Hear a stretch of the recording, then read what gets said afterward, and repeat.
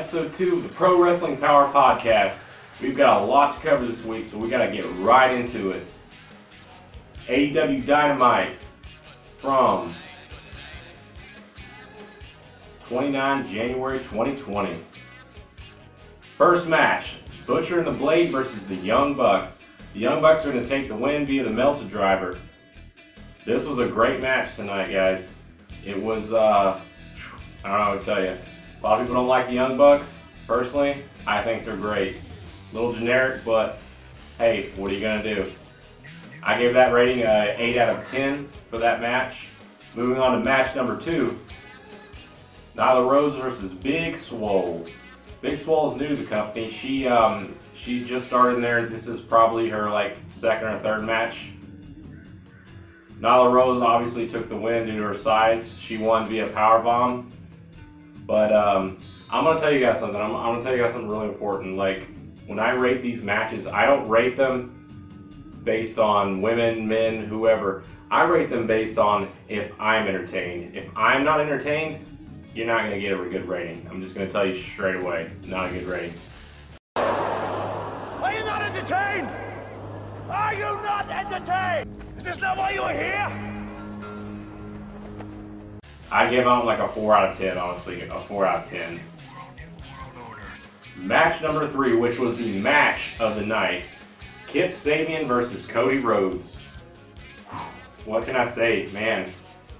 Ever since Cody left WWE, it's been great. He puts on some great matches.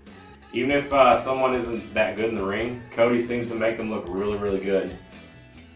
Kip Sabian, not the greatest wrestler, but like I said, Cody Rhodes, man, he's good, man. He can put you over.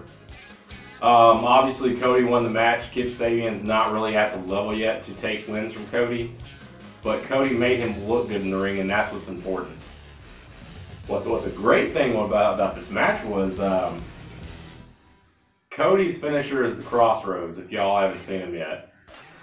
The better thing was he won via triple Crossroads. Not 1, not 2, but 3 triple Crossroads from Mr. Cody Rhodes.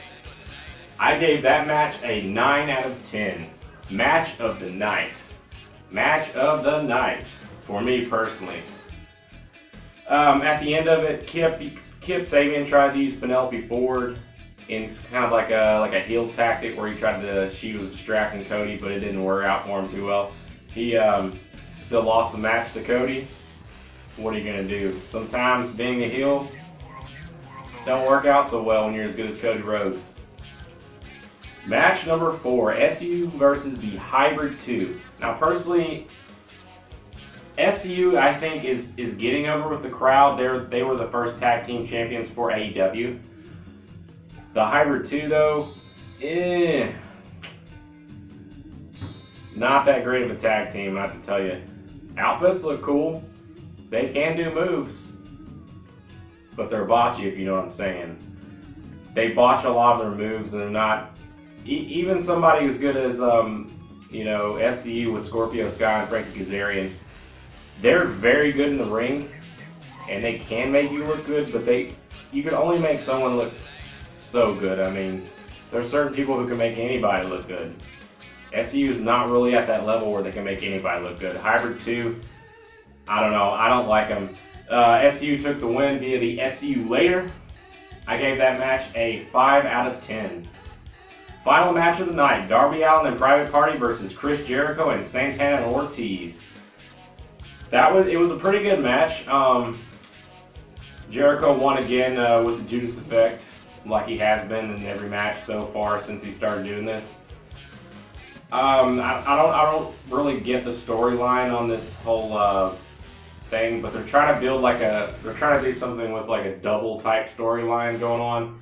Jericho's got this storyline going on right now with Jon Moxley, where Moxley's going to be challenging him for the belt here on the Revolution pay-per-view coming up 29 February. Should be a great thing, but the storyline going on with this is Mox is trying to do his solo thing, and Jericho's coming in with the Inner Circle. So a couple of weeks ago, Mox actually got stabbed in the eye by the Inner Circle, and now he's got like an eye patch going on right now. And yeah, I don't know what they're doing with it, but Jericho's also got this thing building up now with Darby Allin. So Jericho's doing like a double storyline going on. This is not the first one. There's another thing going on I'll talk to you about in the next Dynamite coming up here. I gotta cover both of these, so I gotta get through these very quickly. So I appreciate you guys sticking around. This episode might be a little longer than normal, but I'm trying to catch up. Excuse me. I gave this match a 7 out of 10 for the night, and yeah, so far AEW's killing it.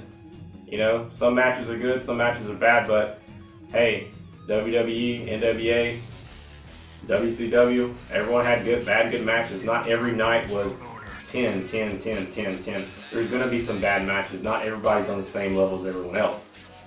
But anyways, let's move on to Dynamite Part 2, which was 5 February. Alright, this show kicked off just like the previous show. I didn't say it before, but the previous show kicked off with Jon Moxley coming out, you know, building his matchup with Jericho. And this one did too. Came out with the eye patch, talking to Jericho in the Inner Circle about how he don't care how many people he has, he's going to rip them all apart. Which, I'm going to have to say, if anybody can take the belt from Jericho, it's going to be Moxley. That first time around with Cody, I didn't see that happening. I knew Cody wasn't going to win that match. Just the way they were building it just didn't seem like it was time yet. They want Chris to hold that belt long enough for them to build a good audience, you know, viewership, so they can get the product out there, and then they'll start moving the belt around. Right now, everybody kind of knows who AEW is, so it's a possibility, and I do believe with the storyline they're building with Mox in the Inner Circle and him challenging all of them that Chris may lose the belt at Revolution. I have a feeling that he might lose it, and I think it might have to do with possibly Cody interfering, since he lost the match, you know, and couldn't take the belt from Jericho himself. So anyways, match 1 was Mox versus Ortiz. Now this is very, very, very, the way they're writing this is very good. They're having, they're kind of having Mox take on the whole Inner Circle, and the way they're building it, this was this week. So basically what happened was, how they're writing the storyline is, Chris is saying that, you know, he's got all 5 of them in the Inner Circle, and Mox has nobody. Well, starting this last week here, Mox seems to be on this path where he's taking out the Inner Circle one by one, and it started with the match versus Ortiz, which Mox did win via the Paradigm Shift.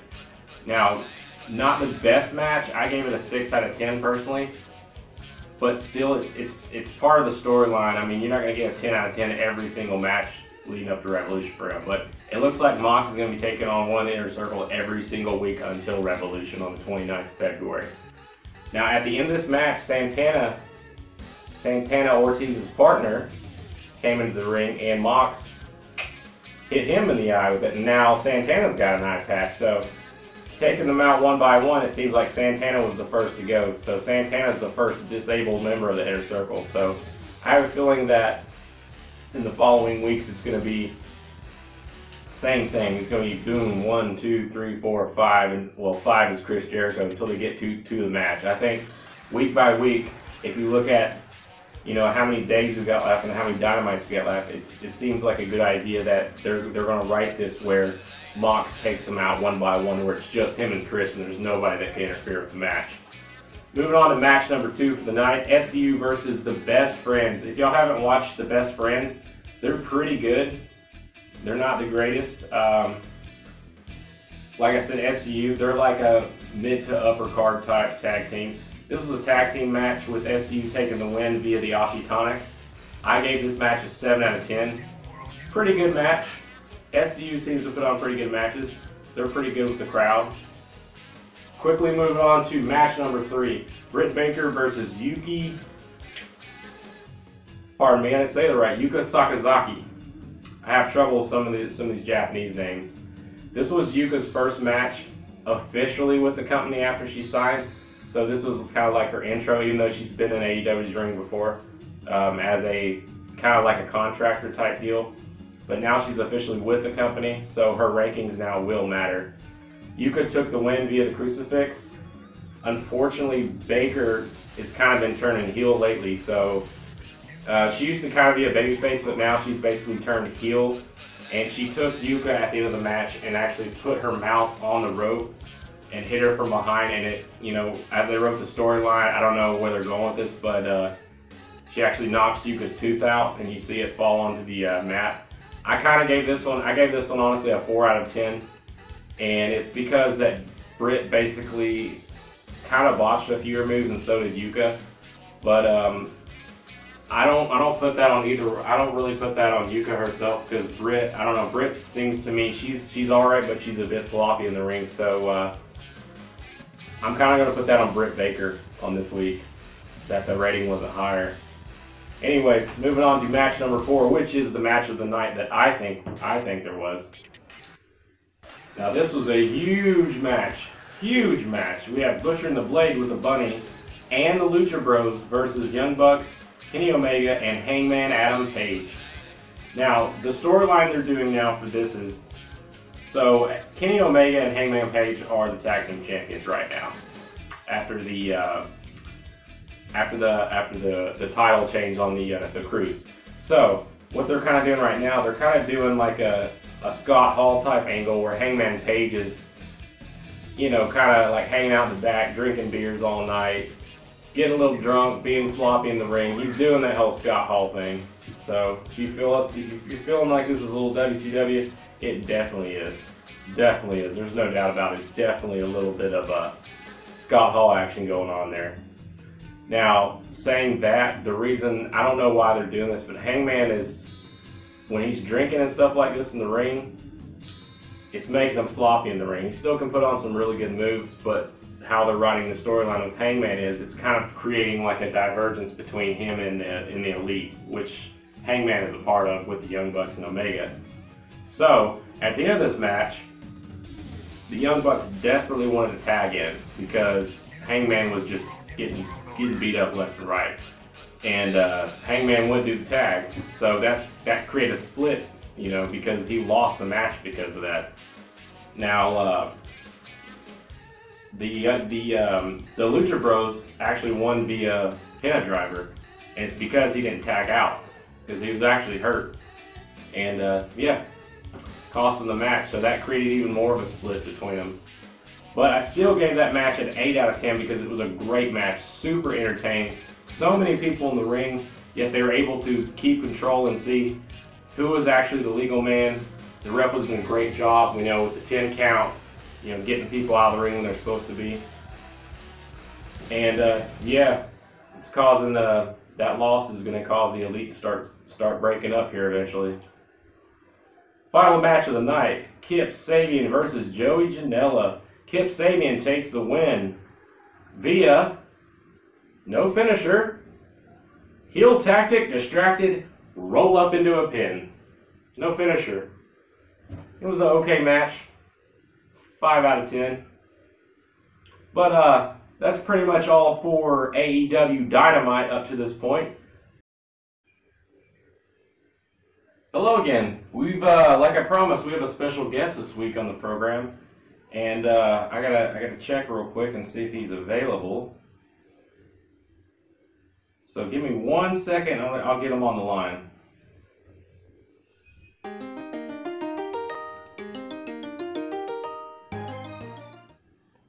Strickland Propane, taste the meat, not the heat. Hello, this is Hank. Hey Hank, great to have you on the show, man. This is Retro Joe. Hey Joe, how you been?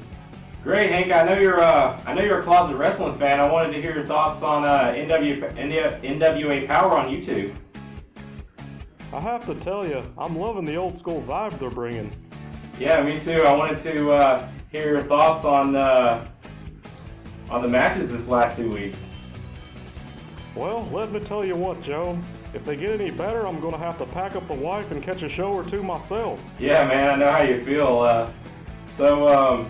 Last question before I let you go. So far, who is your favorite wrestler and who do you hate the most? Oh, James Storm all the way, Joe. As for the worst, I'd say Aaron Stevens. If he doesn't stop running his mouth, someone's going to kick his ass. Well, there you go. Nothing more to say on that, I guess. Well, thanks, Hank. I'll catch you next time. I just wanted to have a quick chat with you. Haven't heard from you in a while. No problem, brother. I'll talk to you later. All right, man. I'll talk to you later. There you go, my buddy Hank. I guess you guys, a lot of you didn't know he liked wrestling. So, anyways, we'll catch you in a minute here. We're gonna cut, and then we're gonna go to NWA Power for this week and discuss the future of NWA. And we are back on the show now. Time to talk about NWA Power, starting with January 29th. So before we start talking about the show for the 29th, we need to discuss the pay-per-view results for Hard Times. We had 3 championship belts and a 4th new championship belt called the Television Championship. Now the first one I'm going to talk about is the 10 pounds of gold. That's the heavyweight championship belt. Nick Aldis is currently the champion and still is the champion after beating Flip Gordon at the Hard Times pay-per-view. On the tag team side, we had James Storm and Eli Drake take the belts from the Rock and Roll Express. I'm sure you guys all remember those guys. But yeah, new tag team champions, Eli Drake.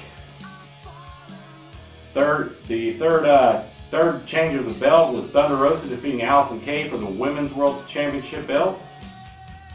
Thunder Rosa's been pushing this her little crew here for about a month now, and yeah, she took the belt, and it was a great match. The last one I'm talking about real quick is the new Television Championship belt. Ricky Starks took the belt on this pay-per-view, and he had to basically win 3 matches in a row, which he did.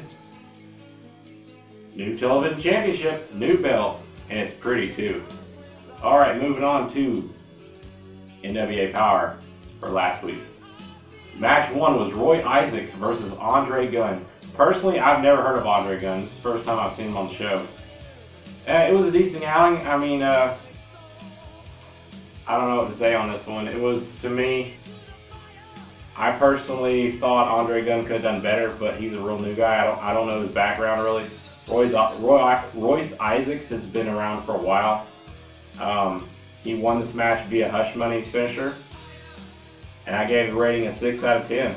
So moving on.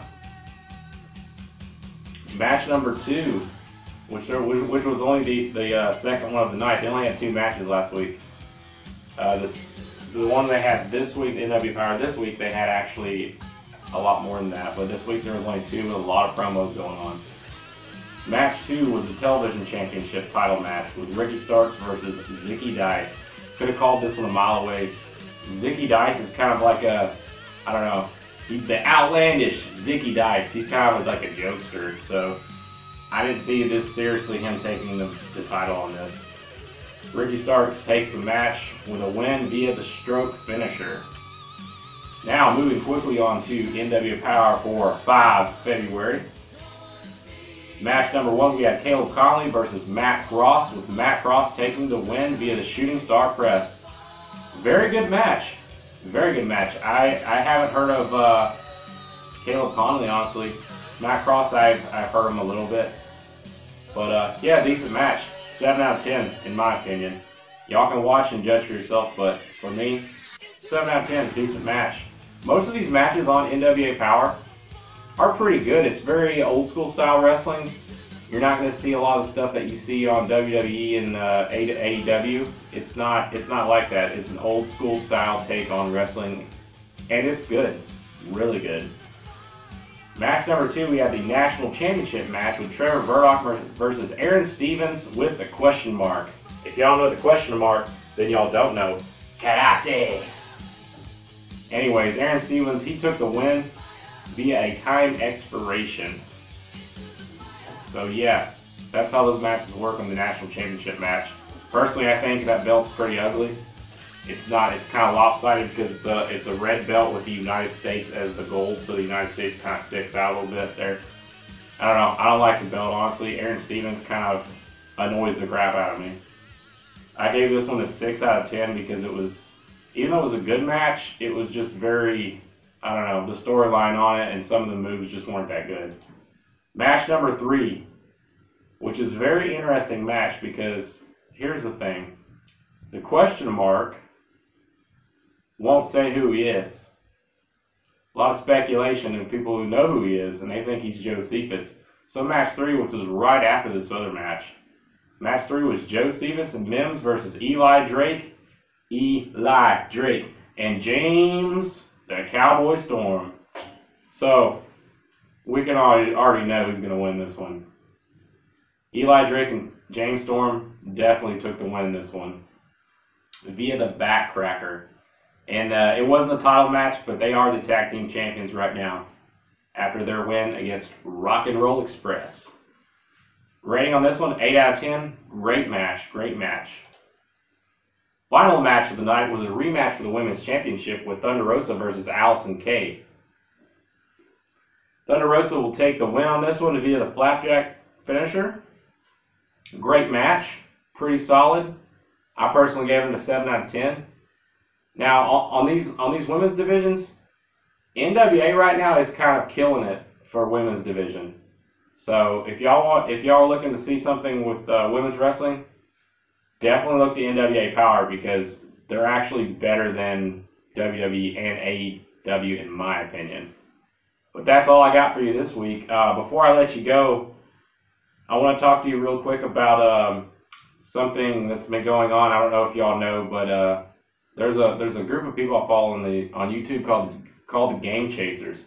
Now they've recently shot a movie that they kickstarted on Kickstarter.com, and I want y'all to check that out or check them out a little bit because I've been watching them for many years now. Great show, fun. They like to hunt old retro games for flea markets and stuff. And yeah, they just shot a movie that they kickstarted and got funded. So if you want to get you a little jump on the Blu-ray pre-order, check the link down below here and you can get on that. Also,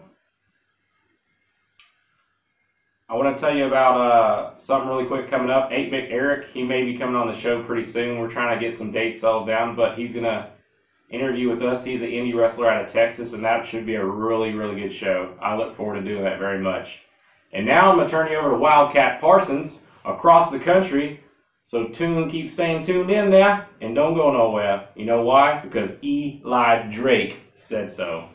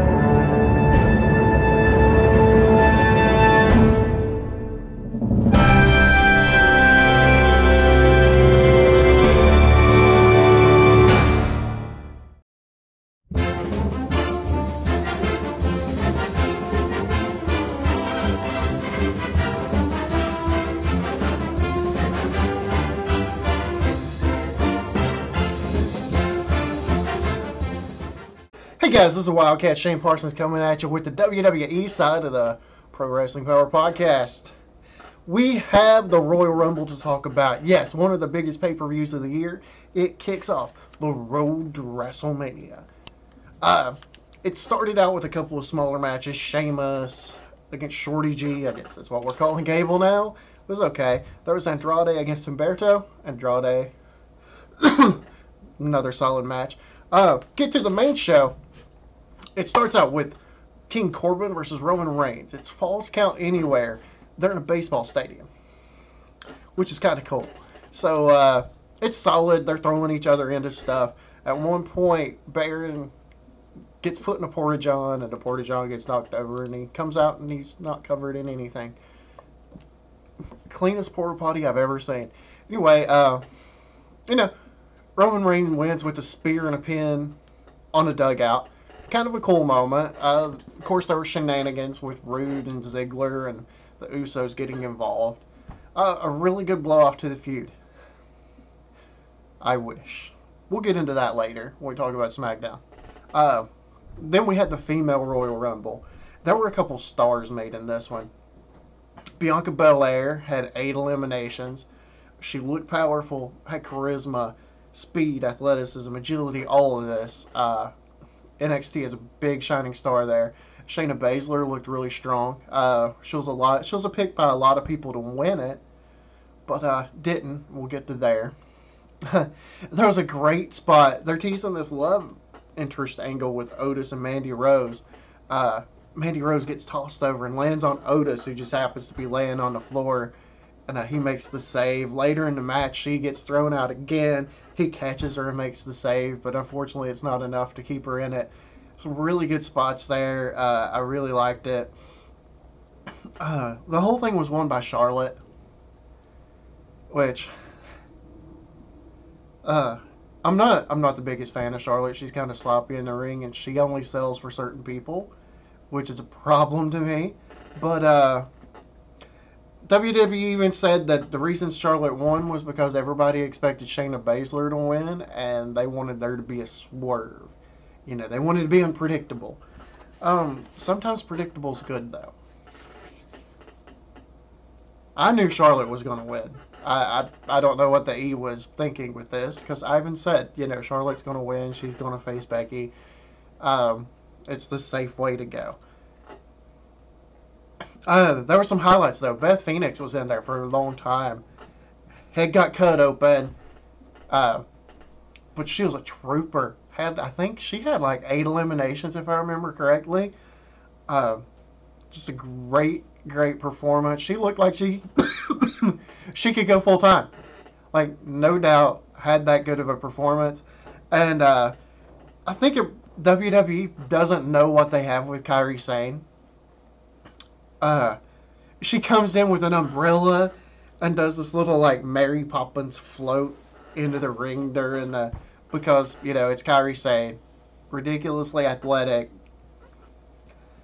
great performer. I don't know what they're thinking with her sometimes, but the female Rumble was great. I think except for the winner, that was a little predictable. When I saw it was Charlotte and Shayna, I just knew Charlotte was going to win somehow. And, well, they didn't disappoint, I guess. Then, the match I felt sorry for, because it was right after this really good Women's Royal Rumble, was Bayley and Lacey Evans. It was solid. It seemed a little wooden at times. They didn't have great chemistry. The crowd was dead. Completely dead. It's been very recently we had reason to care about Lacey Evans. So, I mean, if I'm being real, it seemed like a placeholder feud until Sasha Banks comes in and challenges Bayley at WrestleMania. I mean, I like Lacey Evans. I think there's potential there.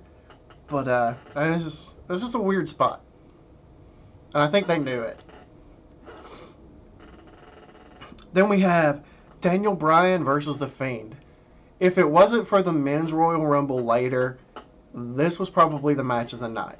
It was a little slow, a little plodding, like the Fiend matches usually are, but there was such great psychology, such great storytelling. It was the strap match. We're hearing a part of the match, and Fiend's beating Daniel with it, and you can see the marks forming up on his back and everything. You know, he did the face in trouble thing beautifully. There's moments in his comeback you actually thought that Bryan could win. Like, he's got the strap using it as part of the label lock, and that just looked brutal. Then you get to the moment in every Fiend match that happens where he stops selling as part of the character, and won with the mandible claw choke slam. I don't think I've seen it that often, really. I love him adding that to his arsenal. It's a great thing. I didn't think the Fiend was going to lose this early. It just seemed weird to consider that he would lose this early in a feud. I think they'll keep the belt on him at least until WrestleMania, because Bray Wyatt's doing a great job with it. I'm loving every bit of the character. It's one of the best things in wrestling right now. I don't know if everybody likes it, but I love that old-fashioned psychological storytelling in matches, and he gets it. Then we have Becky versus Asuka. It's actually a really good match. Two really good performers. I think WWE played it a little safe here. It was predictable with the Becky win. They did it a little differently. Asuka gets kicked in the stomach. She spits the mist up in the air. The distraction is enough for Becky to get her in the disarmer, and she taps out. So they kind of protected Asuka a little bit with the ending, but I think there's a better story to tell, especially with Charlotte winning the Rumble. If you have Asuka winning the belt, and then Asuka goes on to the Rumble to beat the person that ended her undefeated streak. Like, I think honestly in the further booking of things, that's a better story to tell. Maybe it's just me, maybe I'm wrong. Let me know down in the comments. Kyrie was out there doing her heel thing on the outside. It pretty solid work overall. Honestly, probably the third best match of the night. Any other night it'd be second, or maybe the best. But then there was the Men's Rumble, and the Men's Rumble was it was like a doctorate in storytelling and creating a superstar. Like, you forget that WWE actually is good at making a star when they really want to, when they really take the time to focus on it. It was like two complete different events. Brock comes out at number 1. Elias comes out at 2, tries to sing. He lasts 5 seconds. And on and on and on. It's like, hey, look, there was John Morrison. Oh, there goes John Morrison. It was just Brock being completely dominant. And then, I love that they did this. Keith Lee comes out. And Brock looks at Heyman and he's like, who's this big old boy? Not exactly what he said, but I'm not quoting him directly. You could see the video. And Keith Lee lasts until Braun Strowman comes out. So that's a little bit of, push for Keith Lee. He knocked Brock over. Like, he made Brock work. And this was one of the best Brock performances I've seen in a long, long, long time. Like, he was in it. He actually sweated. I was amazed that Brock would be in something long enough to actually break a sweat. It's been a while since I've seen him put in that kind of an effort in a match. That was really refreshing. Brock eliminates Keith Lee and Braun Strowman after struggling with it for a little while. So we get this great moment here. Ricochet comes in. And Ricochet survives. And then comes in Drew McIntyre. Once Drew McIntyre comes in, the entire attitude of the match changes. Ricochet low blows Brock Lesnar. And Drew McIntyre Claymore kicks Brock out. And the place erupts. Shoot, I erupted sitting here in my chair. Because it was just such... After Brock had been so dominant, here comes somebody that just ends it. And it was brilliant. It was brilliantly done. Then it turned into pretty much a normal Royal Rumble match. Except for a couple of things. At number 21, you hear it, and it says, you think you know me? Honest? And Loud pop when Metalingus hits and Edge returns. And he emerges from the smoke, and you can see the emotion on his face, and it's like, oh, you almost want to cry with him because it's that big of a moment. And he was in there, and he had a really good performance. Like, he ended up being in the Final Four. There were a couple of spots with Rated RKO, like him and Randy working together back and forth. Some stuff with Seth Rollins, continuing the story with Kevin Owens and Samoa Joe and the AOP. Unfortunately, AJ Styles was selling a spear from Edge, landed on his shoulder wrong, got a separated shoulder. He's going to be out for a little bit. It worked out to where Roman and Drew were the last two. And Roman eliminated Edge, and there were boos, and I'm like, the WWE did something that was guaranteed to get Roman booed. That's crazy. I didn't think it was possible. They're not going to heel turn him. It would be nice, but they're never going to do it. And then Drew wins. He eliminates Roman. Because there's moments where you're like, oh God, they're going to let Roman win this. They're going to let Roman win this. Because even as good as they did with the rest of the night, we're so shell-shocked by the way things have been that we don't trust the WWE to get things right that much anymore. But this night, they pretty much knocked out of the park. Drew wins. He's standing proud, pointing at the WrestleMania sign, which ironically has a pirate ship on it, and we all know, one of his characters was a pirate. So that was the Royal Rumble. If you get an opportunity to go back and rewatch it, do it. Even though I told you everything that's going to happen, there's some detail stuff in there that's just amazing to watch. Overall, one of the best pay-per-views I've seen in a long, long time. And that leads us, we have 2 weeks worth of Raw at SmackDown to talk about. And we'll get to that here in a little bit. As we lead up to the Saudi showcase that we're going to do. And that is going to lead to a big return on SmackDown. So I hope you hang around and listen. So now with Royal Rumble discussed, let's move on to Monday Night Raw. We got 2 weeks of Raw to talk about, so let's dig into it and try to get through this as quickly but as thoroughly as we can. It starts out Drew McIntyre calling out Brock Lesnar. That's the match that's going to happen at WrestleMania. Drew McIntyre, Brock Lesnar. I love it. I want to see it. Then he says, I want to fight. I don't just want to talk. I want somebody to challenge me. And WWE's in kind of a weird spot here. They need to keep putting Drew McIntyre over as much as they possibly can to make him a legit contender. But they ruined part of their tag team division to do it. So the OC comes out. The tag team, Gallows and Anderson, is fed to Drew McIntyre. I mean, I get it. It's a strong build. They're talked about in the commentary as one of the top tag teams in the world. One man beats one of the top tag teams in the world. That doesn't say good things for your division. That's nitpicking. I mean, that's just me. It's kind of an old school thing. I get it. They're trying to build him.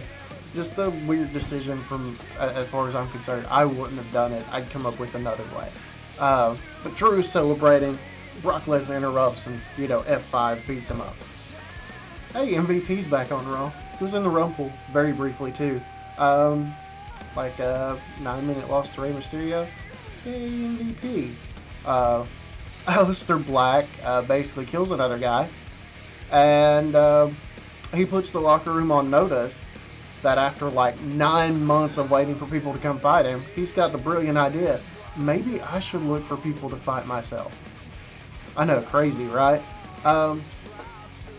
Then we have Rollins and Murphy, and then Samoa Joe and Kevin Owens segment. It went ridiculously long. Because Joe and Kevin are smart. They're like, if we come down there, then the AOP are going to attack us. And this drags and drags, and they show the AOP on the camera and blah.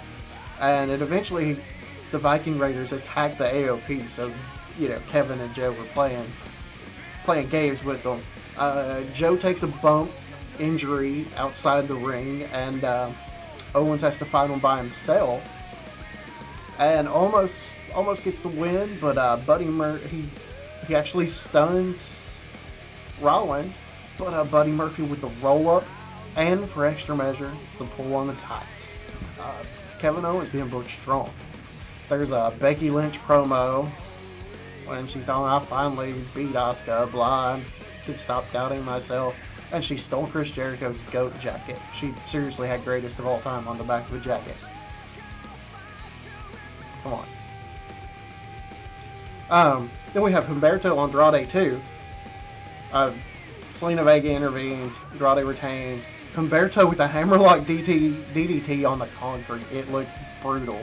We got to ride Andrade out. He apparently failed a wellness test, so what do you do here?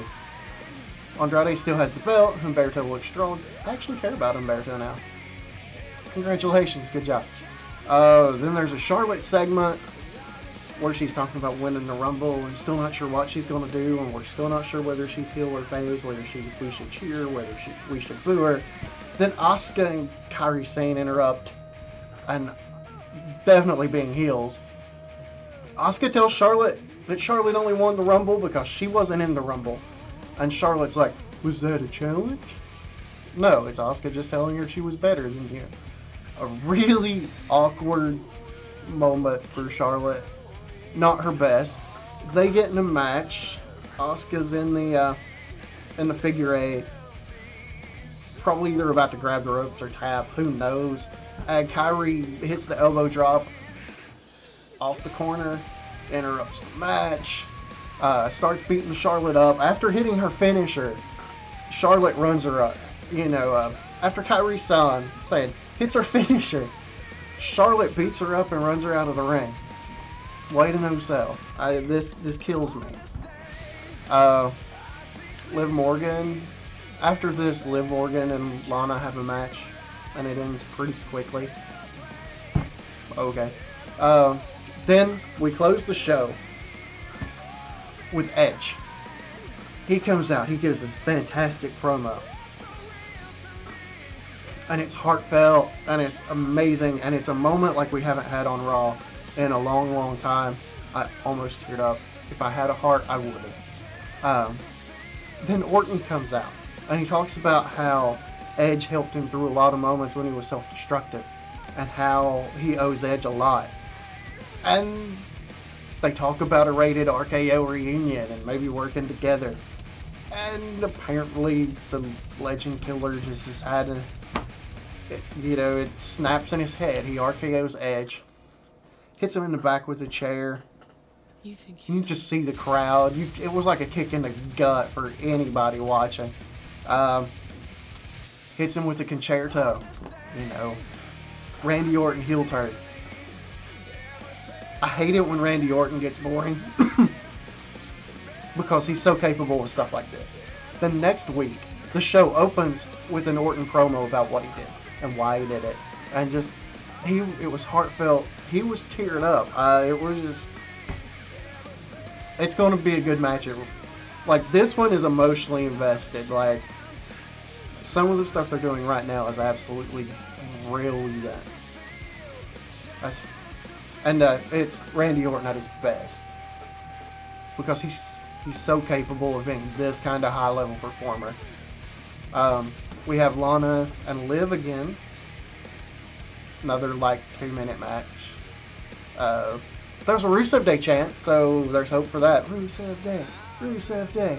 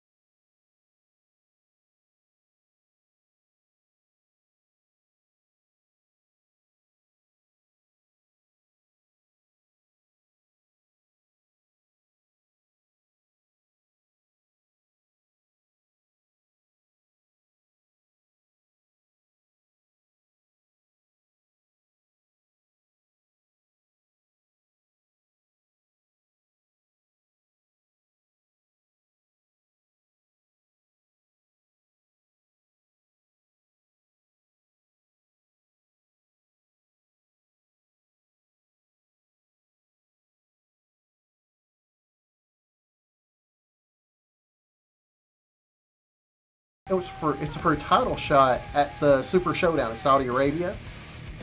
Really good back and forth. A whole lot of just random craziness with the AOP and Buddy Murphy and all the random just overbooked paradise. It was classic Attitude Era. You don't know what's going to happen next because there's so many shenanigans going on. And surprisingly, Ricochet wins, which I think is the right decision given that his low blow was part of what got Brock out of the Rumble in storyline, and because Brock has a historical record of putting on great matches with smaller, agile guys. Like him and AJ Styles and him and Daniel Bryan are two of his best matches in the past few years. Go watch them if you get a chance. They're brilliant. And of course, Brock, who has probably makes more money for F5ing people than I make in a year of work, and it's kind of saddening. But Brock comes out, he F5s Ricochet to end the show. And we're setting up for the Super Saudi Showdown, or whatever we're calling it. But overall, good 2 weeks of Raw. Some segments were a little... they were... Like, I'd like to see MVP come out and win a little bit. I mean, he was facing Rey Mysterio, so nothing terrible there, but I'd like, a little nostalgia run maybe. I'm hoping that eventually the Liv Morgan, Lana, Ruby Riott stuff makes sense because they're three great performers. Maybe see how Sarah plays into it, because she had a pretty decent Rumble showing and hasn't been on Raw. And then Charlotte, whatever that mess is they're doing. And maybe we're going to get Becky and Asuka again at the Super Saudi show. And they're great matches, but can we find something else for them to do? I really think Becky's a main event talent. Asuka's a main event talent. I just think it's getting a little stale, and both performers deserve better. Anyway, that's Raw for 2 weeks. I hope you enjoyed. Tell me what you liked about it. Tell me what I was right about, what I was wrong about. Get down in the comments and let me know. And that leads us to talk about SmackDown, which if this were an episode of Sesame Street, it would be brought to us by the word again. You're going to hear that a lot. The show opens with the Roman Reigns promo with the Usos. There's some fun little moments here where Reigns is mad that he couldn't win the Rumble, and the Usos are actually giving him a hard time about it. Like, yeah, we know he hates to lose, But Baron Corbin, Ziggler, and Rude come out, and it sets up a six-man tag match later in the show. Which the next segment should have actually led into the show because it was brilliant. Miz and Morrison versus Heavy Machinery versus the Revival versus the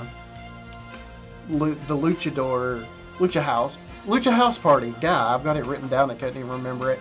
In a #1 contenders match to see who faces the New Day in Saudi Arabia.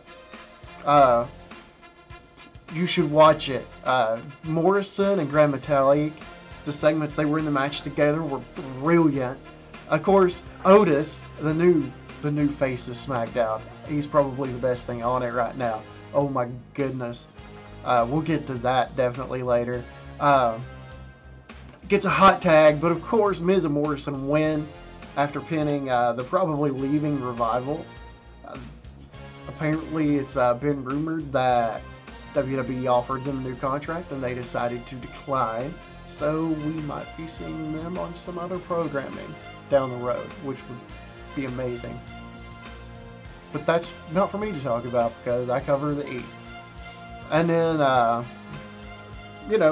Miz and Morrison win. They're going to face the New Day in Saudi Arabia at the Super Showdown. Then we have an Otis segment backstage, and he asks out Mandy Rose. She's like, well, I can't because I'm busy next week. And everybody starts booing, and everybody's sad, and it's this crazy weird segment. But she goes, but I'm free next week, which everybody suddenly realizes in their head. It's Valentine's Day, the most romantic day of the year. He's going to get that date then. So, Go, my boy Otis. I have a brilliant promo from Daniel Bryan talking about the aftermath of the Fiend match, and you see just the scars on his back where he was hit with the strap, and I was questioning the gimmick of that match, but seeing the aftermath, there's brilliant the way that they're actually kind of keeping with the story. He was talking about how much he loves pro wrestling and everything. And you could hear the fire in Daniel Bryan. Alexa Bliss, Nikki Cross, they beat Fire and Desire in a tag match. Really selling that Fire and Desire not being in sync. There was a blind tag, and Mandy Rose ended up eating the pinfall because of the blind tag. If they're gonna break up Fire and Desire, let's let Otis be the reason. I mean, if we're gonna do this story, let's go with it. Then we cut to a random employee stirring dog food because apparently it's some great delicacy, and we gotta keep it nice and fresh for whatever reason.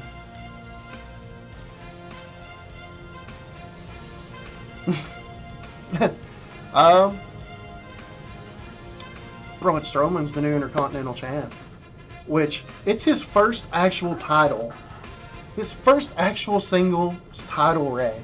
How many times should he have already been holding a belt? But it's crazy to think, isn't it, that somebody who's been around this long and has so many off and on staggered pushes here and there, that this is his first actual title reign. And I hope that they make me care about the IC title, because it's kind of been a throwaway placeholder thing for too long. Elias segment interrupted by Zayn and Cesaro.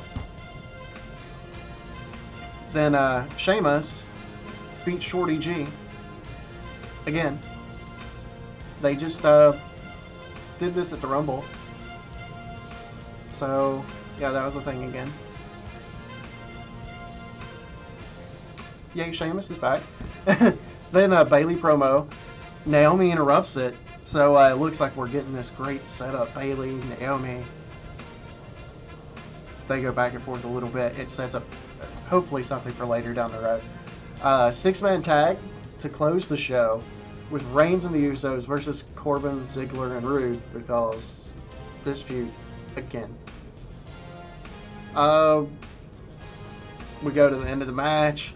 Corbin gets handcuffed and he's covered in dog food. Because, yay. For as good as Raw's been, for as good as the Rumble was, SmackDown's been that bad in spots. Like, the Daniel Bryan stuff's brilliant. The Otis stuff is brilliant. Miz and Morrison are brilliant. Sheamus being back, I want to see what they're going to do with him. I'm interested to see where they go with Braun with the IC title, but yeah. Then we go to the next SmackDown, which starts with Miz and Morrison. They've restarted the Dirt Sheet. That's right, one of the greatest talk segments in the history I say, of professional wrestling. They have this trailer for a movie that they're releasing. It's a parody of something well known, and it was funny. It was well done. Like, it was definitely one of the bright spots of SmackDown in the past few weeks. Which doesn't take much, to be honest, but it was actually legitimately brilliant. Of course, to push their match against the New Day at Saudi. Which, when they're talking back and forth, the Usos come out. The Usos are like, well, you've never beaten us. And of course, Ziggler and Rude attack the Usos again. Which leads to a tag match with the Usos beating Ziggler and Rude. Again. Like, I'm just weird. I'm not sure what's going on here. Alexa Bliss, Nikki Cross have a promo backstage, talking about the something that's going to end the show, which is going to be great. Baron Corbin attacks the guy in a production truck, throws him down the stairs because he was replaying the dog food spot a little too much. Okay, yay, Baron's still on TV. Not really a fan. I know he's a heel, so I'm not supposed to be a fan of his or whatever. But he don't have like good heel heat, like MJF from another company has. He has like nobody likes him because he's not very good heat. He's a solid performer, but can we get him off TV and repackage him a little bit, please, so that we actually don't like him for his character instead of just not liking him as a person? And that's the way it seems it's coming across right now. Elias, of course, out in the ring trying to sing.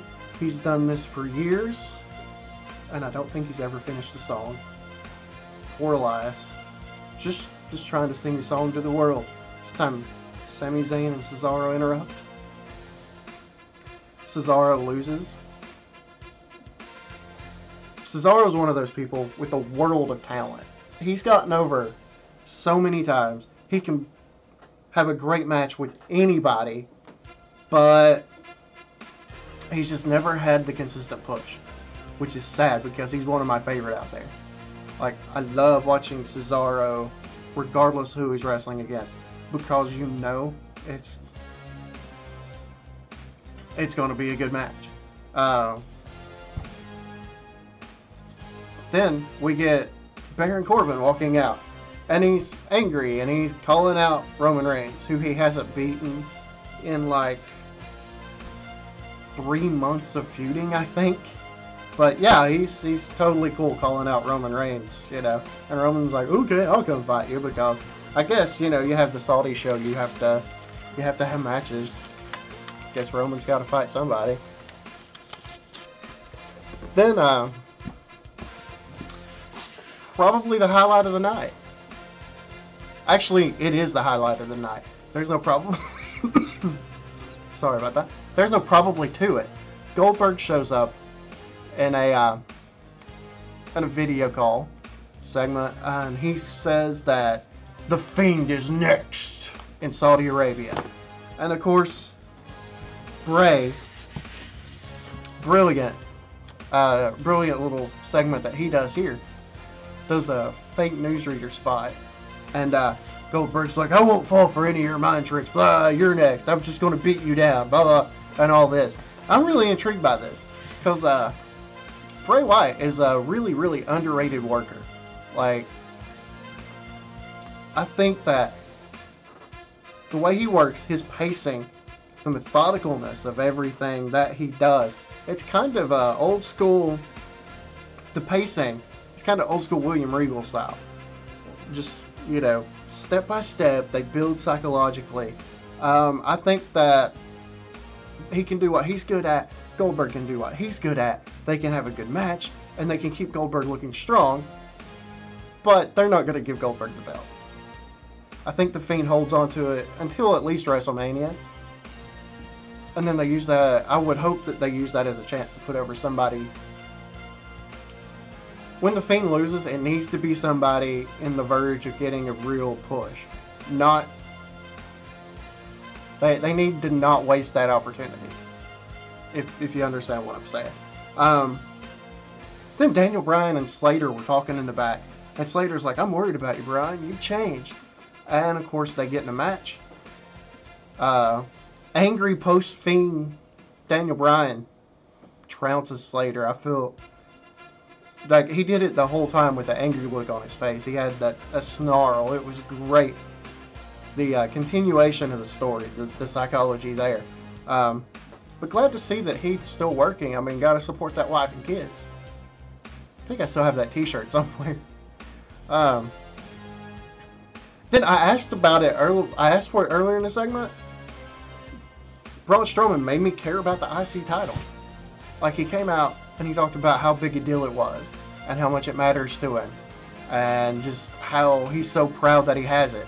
Of course, Zayn and Nakamura come out, and there's going to be a rematch in Saudi Arabia.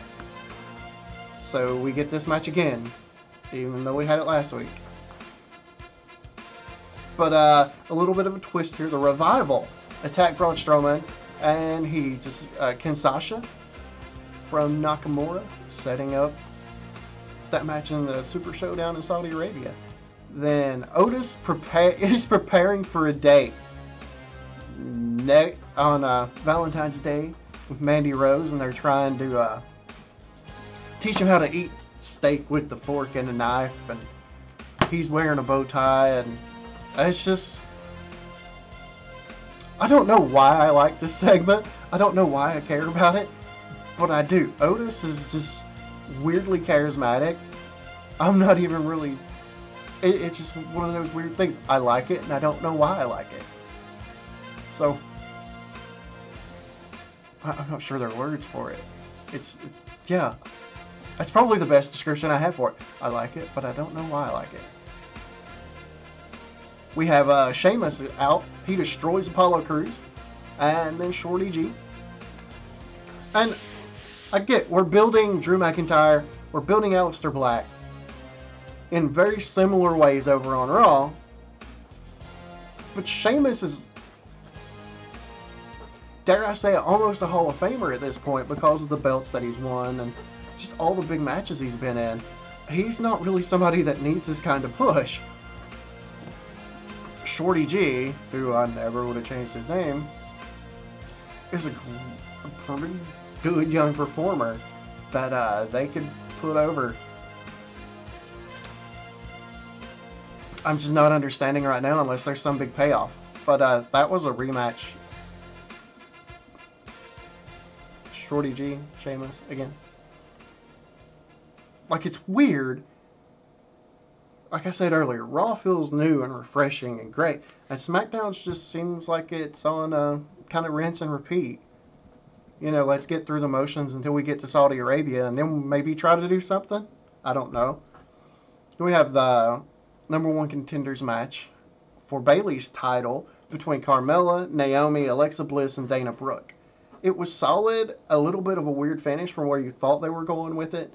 I think they pulled a Rumble thing, you know, where they were like, oh, Shayna Baszler's so predictable, let's have Charlotte win. Well, they were like, well, Naomi's so predictable. Sometimes, guys, predictable's good. It was weird because they had Naomi get pinned. And Carmella wins. So she's going to face Bayley in Saudi Arabia. And maybe, hopefully, they're saving the Naomi-Bayley match for WrestleMania. Because Naomi's getting over. Like, it was all over social media, people being mad about her losing. Twitter was enraged. Anyway, guys, that's been the reviews of the Royal Rumble, Raw and SmackDown. That's a whole lot of shows in 2 weeks. Going to be coming at you eventually with a newer segment called What Ifs by Wildcat Parsons. Basically, I'm going to go look into wrestling history and find moments that were booked terribly, and I'm going to fix them. So say, you know, maybe the Invasion we'll get into, when WWE bought WCW and botched the angle. They made millions when they could have made billions. So keep an eye out for that, and there's easy ways to do that. Please like the video, please subscribe, click that notification bell, and thank you for watching.